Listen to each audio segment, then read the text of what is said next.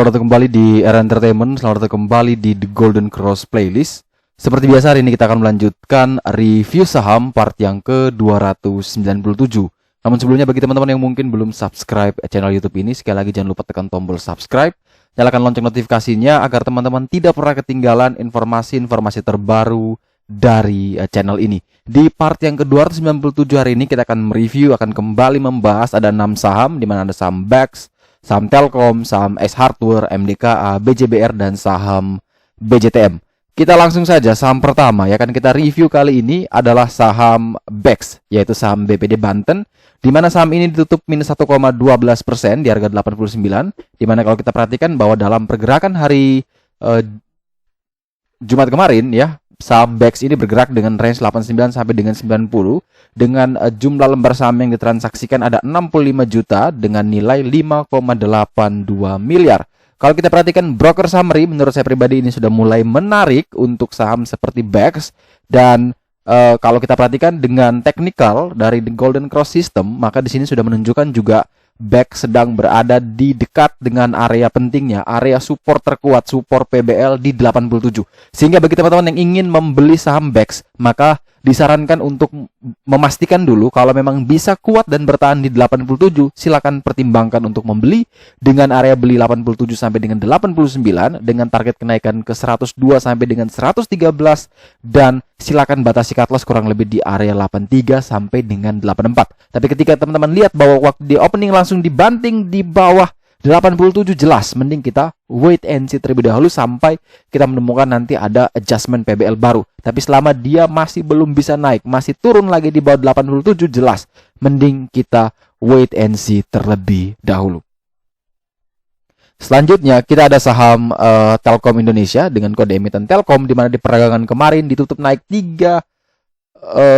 4,98% di harga 3.160 dengan pergerakan hariannya dari 3.030 sampai dengan 3.170 di tengah penurunan indeks yang sangat-sangat fluktuatif. Kalau teman-teman ketahui bahwa IHSG itu bergerak sangat liar sekali, opening dibanting naik, dan bergeraknya begitu cepat. Namun Telkom dengan konsisten opening dari 3.040 cuman turun sedikit di 3.030 dan setelah itu tancap gas sampai ke closingnya di 3.160 dengan jumlah lembar saham yang ditransaksikan kemarin hampir 222 juta dengan nilai lebih dari 690 miliar. Itu nilai yang sangat fantastis untuk saham sekelas Telkom. Kemudian kalau kita lihat dari broker summary, jelas kalau saya lihat ini menarik sekali. Sepertinya ada sesuatu yang mungkin akan diumumkan dari sentimen-sentimen yang bisa membuat harga Telkom masih akan bisa naik lagi. Mungkin ada beberapa sentimen yang bisa menjadi pedoman atau yang bisa membuat sentimen Telkom masih terus akan naik adalah Telkom dikabarkan akan bangun 3 gedung hyperscale data center di daerah sekitar Cikarang kalau tidak salah. Jadi mereka akan mau menunjukkan bahwa Telkom itu seperti yang diperintahkan oleh Pak Erick Thohir, bahwa Telkom bukan hanya tergantung dari Telkomselnya. Ya, kalau Telkom tergantung pada Telkomsel, maka mending Telkomsel IPO sendiri, hidup sendiri. Karena apa? Keuntungan dari Telkom itu lebih banyak disumbangkan oleh Telkomsel. Sehingga diharapkan bahwa Telkom ini bisa menjadi sebuah perusahaan yang memiliki daya jual yang lebih tinggi, memiliki data center yang sangat kuat, sehingga itu bisa menjadi keunggulan kompetitif dari emiten ini. Nah, ini mungkin yang akan gembar-gemborkan nanti ke depannya, dan tentunya kalau ini berhasil maka harga Telkom tentunya bisa akan terus mengalami kenaikan. Nah, tapi kalau kita perhatikan dengan menggunakan technical analysis dari The Golden Cross, memang jelas di sini bahwa dia sudah mengalami kenaikan, sudah keluar dari zona downtrend yang secara middle trendnya yang down sudah berhasil ditembus, ditandai dengan melewatinya sebuah candle di area 3091 ya. Ini area trendline atas dan berhasil di breakout. Dan sekarang sudah menuju ke arah PBH atau resisten terkuat di 3.420. Bagi teman-teman yang ingin membeli, ya ini memang angka yang menurut saya pribadi sudah cukup nanggung, tetapi kita masih punya kesempatan untuk bisa mengambil.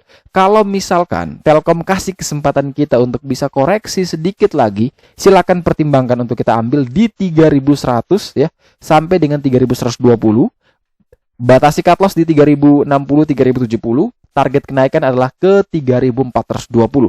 Tapi ketika teman-teman tidak mendapatkan di area 3100 sampai dengan 3120, maka mending tunggu dia breakout di area 3200 ya. Buy on breakout di area 3200, target ke 3420, cut loss-nya kita pakai lagi di 3160. Jadi besok lihat situasi.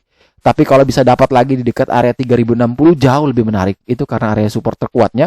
Tapi kalau tidak bisa sampai ke 3060 ya 3100 sampai dengan 3120 juga sudah bisa menjadi area titik beli buat teman-teman. Selanjutnya kita punya saham S Hardware Indonesia, di mana saham S Hardware Indonesia ini mengalami penurunan minus 1,59% di harga 1545. Di mana kalau kita perhatikan bahwa S Hardware ini setelah mengalami downtrend yang sangat parah, namun setelah itu bisa akhirnya rebound ya.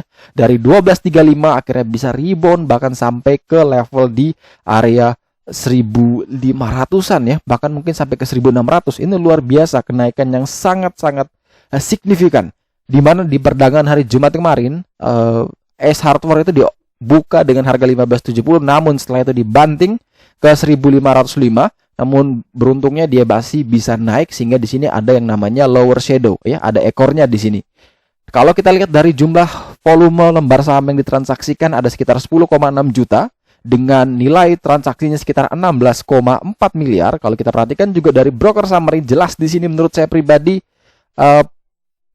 sangat-sangat ini ya, punya keseimbangan yang cukup luar biasa bagus, karena ada beberapa broker yang top menurut saya di posisi buyer, tapi juga ada beberapa yang top di posisi seller. Jadi masih seimbang. Tapi kalau kita perhatikan dengan menggunakan technical analysis dari The Golden Cross, jelas di sini bahwa harganya sudah tinggi ya. Ini sudah tinggi, nanggung sekali buat kita masuk, apalagi yang belum punya saham ini. Kalau yang sudah punya dari bawah ya silakan dikawal dengan trailing stop minimal sampai di 1360.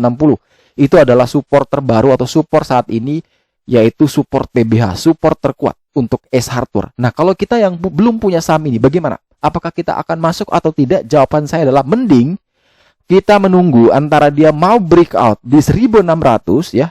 Mungkin bisa beli di area 1600 sampai dengan 1620, atau kita menunggu di 1360. Itu opsi terbaik. Kita mau ambil di harga saat ini, jelas ini bukan menjadi opsi terbaik. Opsi terbaik adalah menunggu breakout di 1600 atau menunggu di sekitaran area di 1360, itu area PBH. Nah, kita bahas. Kalau yang pertama dia bisa breakout di 1600, maka silakan pertimbangkan entry di 1600 sampai dengan 1620, batasi cut loss kurang lebih di 1575, 1580. Target kenaikan kita menuju ke 1700 sampai dengan 1800. Tapi kalau ternyata dia tidak mampu breakout dan kita menunggu di sesi kedua atau menunggu di opsi kedua, yaitu di area PBH di 1360, maka silakan antri di 1360 sampai dengan 1380, batasi cut loss kurang lebih di 1320, 1330. Target kenaikan adalah menuju ke 1600 sampai dengan 1800. Kalau kita lihat untuk daily seperti itu, kalau kita lihat untuk weekly ya, ini kalau time frame panjang, jelas memang di sini dia masih belum menembus area PBH-nya ya. Tapi seperti yang kita katakan tadi, kalau pergerakan weekly mending lebih baik kita bersabar, menunggu dia breakout dulu, baru bisa memastikan bahwa saham ini memang uptrend kuat dan memang bisa terus melanjutkan kenaikan. Tapi kalau dia belum mampu breakout, ya jelas mending kita tunggu di sekitaran area PBH, yaitu di 1360.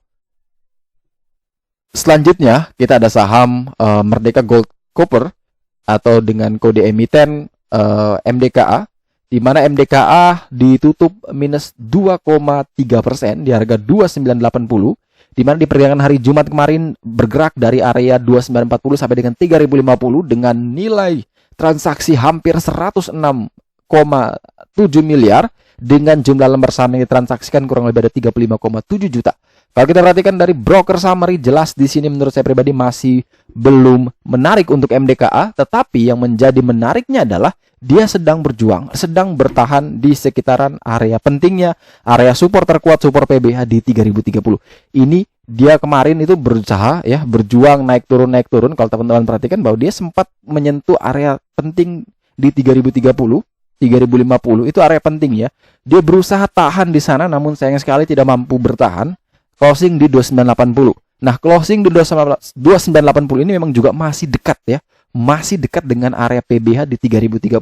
Sehingga kalau misalkan teman-teman yang ingin membeli MDKA, ada dua opsi juga. Pertama, menunggu breakout di 3030, silakan. Kalau misalkan dia mampu breakout, silakan buy di sana 3030 sampai dengan 3050. Batasi cut loss kurang lebih di 2980 sampai dengan 3000.